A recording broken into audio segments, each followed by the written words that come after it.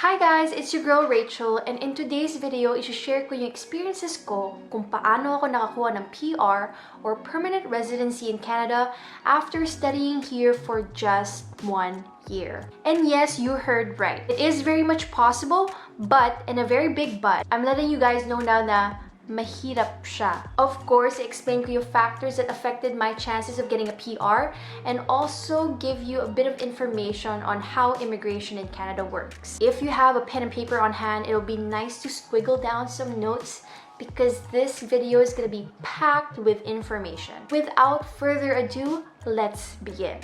Okay, to start and to give you guys some context, i-share ko yung aking immigration story. Yung una ko ginawa to enter Canada was to apply as an international student, and that's how I got my 1-year study permit. As a student, madami akong pinasukan na part-time jobs. Well, it was mostly because I wanted to fund my lakwachas and food trips. Siyempre, bago din ako dito sa Canada, so gusto ko talaga mag-sightseeing and explore. But essentially, this was also a way for me to immerse myself in this new setting, and what better way to do that than by working. So anyway, yung naging first job ko dito was an on-call receptionist. It was a pretty cozy gig. I was just answering phone calls and then connecting them with the right people at work. But yung shift ko dun was very little. I would usually come in like once or 2 times bi-weekly. And so that wasn't enough. That's why I ended up looking for another job. And that's when I got into sales. Nagtrabaho ko for a consignment store or like thrift shop for luxury brands. It was minimum wage, so I made like $13 per hour. Very flexible yung schedule ko. And it worked well because I would mostly work on the weekends, giving me more time to focus on my studies during the weekdays. And the funny thing about this is it's sales. It's for extroverted people, people who are very much out there wanting to socialize, wanting to be with people. Well, I'm not that. But I felt that I needed that push, and that's why I forced myself to grow into this new being. I stayed in that job for half a year. So next, lumipat naman ako sa Foot Locker for the same position as a sales associate. It was $1 higher in pay. Not bad. Ang reason kung bakit din ako lumipat kasi mas, I think, cool tingnan sa resume. I don't know. And plus, you know, shoes, discounts. And dito ko na-feel na mas fast-paced yung environment because like, customers are always in and out of the store. And I also felt that I ultimately gained more confidence talking to other people. Other weird things I learned to do there was like climb high ladders. I'm really afraid of heights. I felt that I conquered my fear of that when I worked there. Short-lived lang yung experience ko doon. So like after 3 months, lumipat na ako to a program assistant position for the same company that I did the on-call receptionist job. So yes, in a way you could say na lumevel up si ate. And then I stayed in that position for 1 full year. Okay, now this is where it gets kind of tricky. So diba I was telling you I was a student.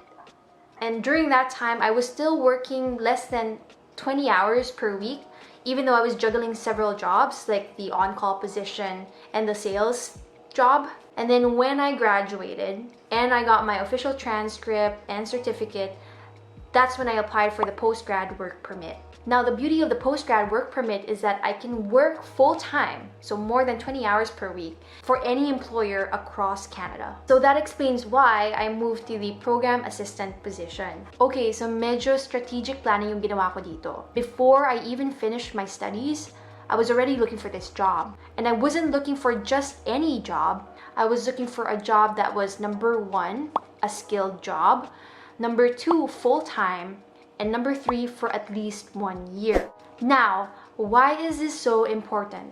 Well, ito kasi yung requirements na kailangan ko to qualify for express entry, specifically the Canadian Experience class. Take note, you guys, I studied for 1 year, and so I'm only issued a 1-year work permit. If I looked for work after studies, while I had my post-grad work permit that's only valid for 1 year, edi hindi ko mamimit yung requirements for the work experience that needed to be a skilled level job that was full-time for at least 1 year. So, ang strategy ko talaga dito was forward planning. Even when I met the requirements, ginipit pa rin ako sa oras, guys. Why? Because for express entry, you can't apply for PR. And the reason for that is Immigrations Canada must invite you to apply. So, uulitin ko siya guys. Only when you receive an invitation from the Government of Canada can you submit an application for permanent residency. So, yeah, hindi ako naka-receive ng invite. And then my work permit expired. I was super sad because I had to change my status before my work permit expired into a visitor visa. I wanted to wait for an invitation from the Government of Canada while I was in the country. Of course, this is a huge gamble. Visitor visa, you can't do anything. Like, you can't study, you can't work. You're basically stuck in limbo. That was the gamble that I signed up for. Now, more importantly, you may ask, Rachel, paano ka makakakuha ng invite? Well, that's all dependent on your score. For those of you that don't know, Express Entry is a points-based system. So the highest scoring individuals in a pool of candidates get an invitation to apply for PR. To get points, it's all based on your age, your English test scores, your highest level of education and work experience, and a lot of other things. And then what happens is it's like a lottery or a draw where Immigrations Canada releases a score bi-weekly, and for those that met the cut-off score or scored higher, get an invitation to apply. Yung score ko nung time na yun was 450 points. It wasn't that bad, pero hindi rin siya good enough. Kasi nung nag-aantay ako sa pool of candidates, yung usually na in-invite nila was between the scores of 465 to 475. Sadly, kulang ako sa points. I was feeling down and hopeless for 5 months. 5 whole months of nothingness. Like, wala na akong pera, guys. And then, finally, the scores dropped. I finally got an invitation to apply. And it was the best day of my life. Okay, so ito na yung juicy part. Why did the scores drop? Well, may kinalaman dun yung COVID. When the pandemic happened, syempre, it was bad for the economy. And siguro iniisip yung Canada on how to bounce back already once the pandemic is over.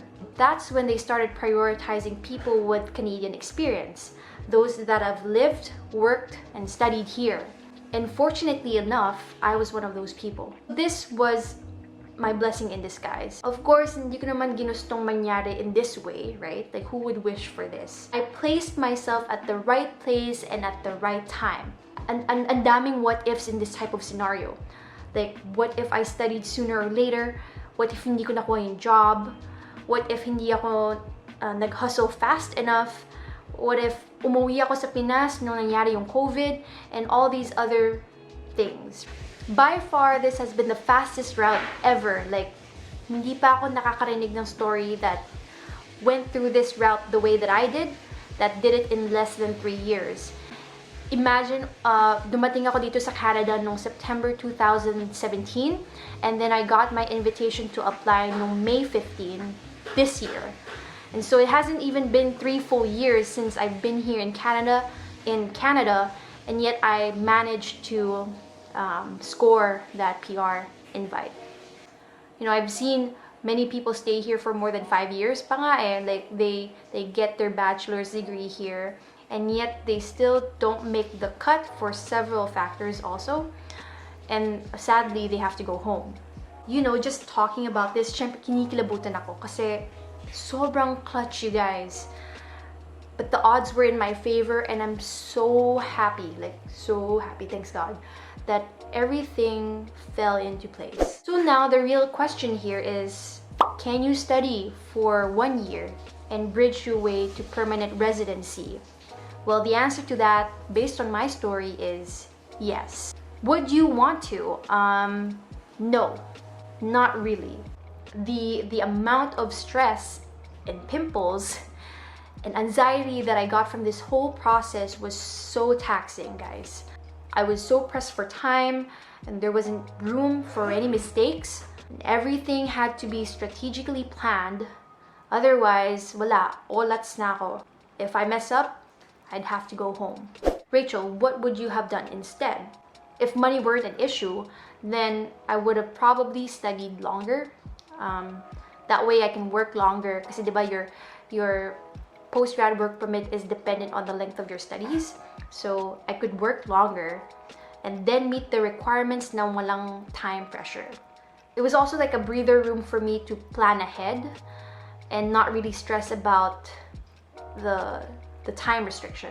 But those are just my 2 cents. Of course, madaming pathways to permanent residency or staying permanently here in Canada. But of course, you'd have to do your research on that. So there you have it, folks. That was my immigration story in a nutshell. I'm sorry guys for the real talk. Hindi ko naman intention na i-discourage ko kayo mag-apply dito. But my main intention here is to shed some light on how the immigration system works here in Canada. Because it's definitely not a walk in the park or all rainbows and butterflies.